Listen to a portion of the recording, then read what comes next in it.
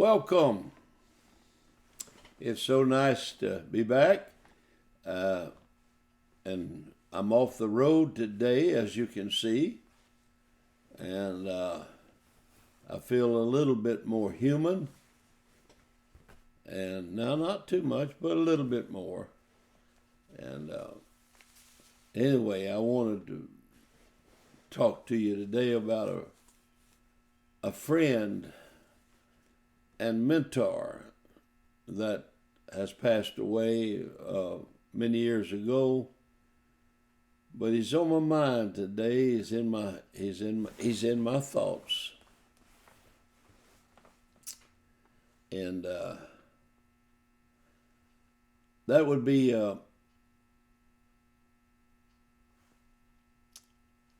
I've got a problem here. Let me look and see what it is. Okay, I got it fixed up now. All right. You'll never hear anybody else make programs and operate the way I do, I'm sure. But it had my mind for a moment, so I felt like I better check and see what it was. Brother George Cook. He was from way up in Massachusetts. Ended up the superintendent of the District of Maine. He was one of the greatest men I've ever known in my life. When I first met him, I went to his church. I visited his church out in Foxborough, Massachusetts. I think they have big ball games there now, but the big thing then was harness races. And it was outside, right outside, about an hour outside of Boston. And Brother Cook, he was so impressive. He would have never allowed you to say that he was impressive. But he had King Saul's body,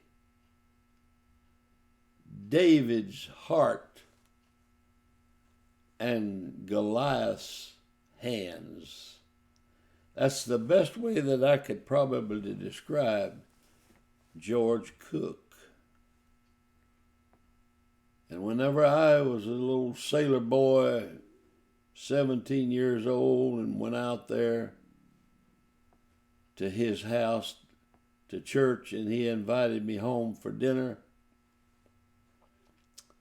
I was so out of place in my mind, not in theirs, but in mine, I was out of place.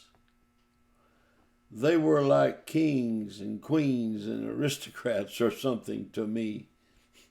I'd come from deep in the woods of Louisiana. And they asked me for dinner, and we sat down at the table. And the table had a tablecloth, instead of what we called an oilcloth, or no cloth at all. And they had a nice cloth.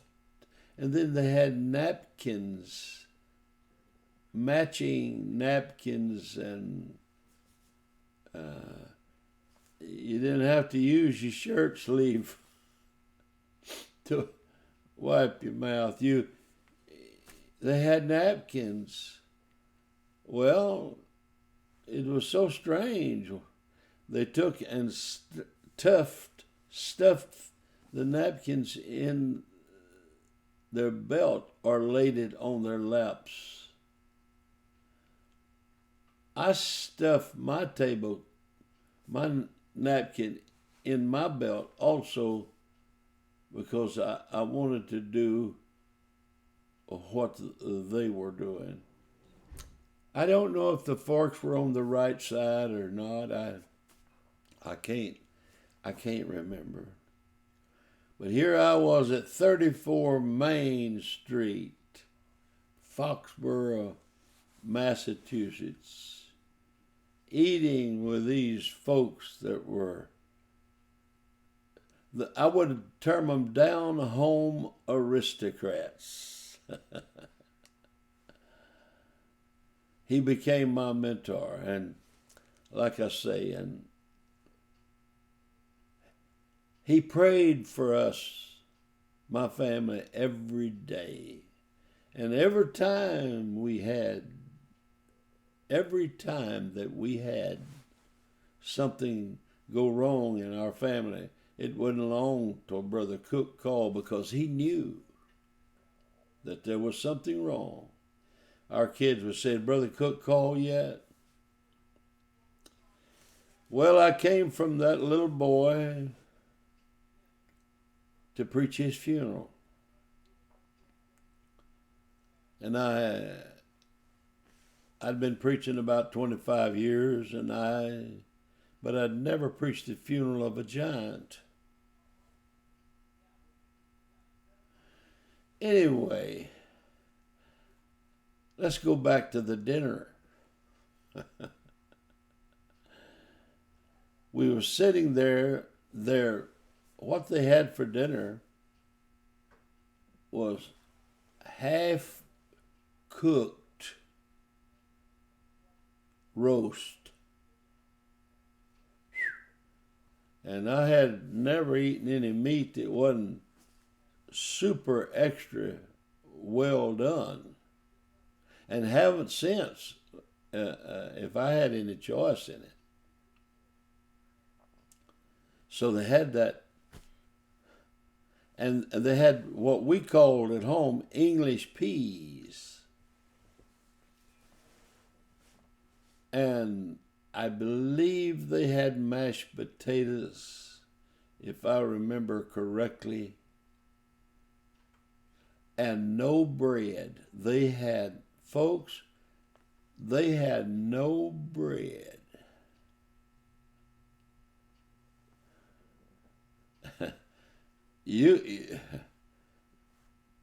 No way to sop the gravy. They had no bread. And they were used to it. So I tried to make as though I was eating some of the meat, and ate a little bit of the peas, and then I ate a little bit of the potatoes. But they had no bread. They had no bread. How are you going to eat with no bread? So I decided my best thing to do was excuse myself and leave the table early, which was stupid. And so when I got up and walked away from the table, I had stuffed the tablecloth in my belt. And as I hurriedly walked away, I jerked the tablecloth off the table, turned over everything.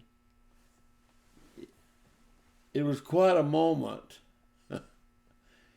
After all these years, I've been preaching about 64 years now, and 25 then. That's how long I still remember jerking the tablecloth off of the table on 34 Main Street, Foxborough, Massachusetts. Well, that broke the ice. Brother Cook laughed. Tears, I can still see the tears coming out. Still see him wiping his eyes. Because, and I was so glad that he found it humorous. In a way I was, but then in a way,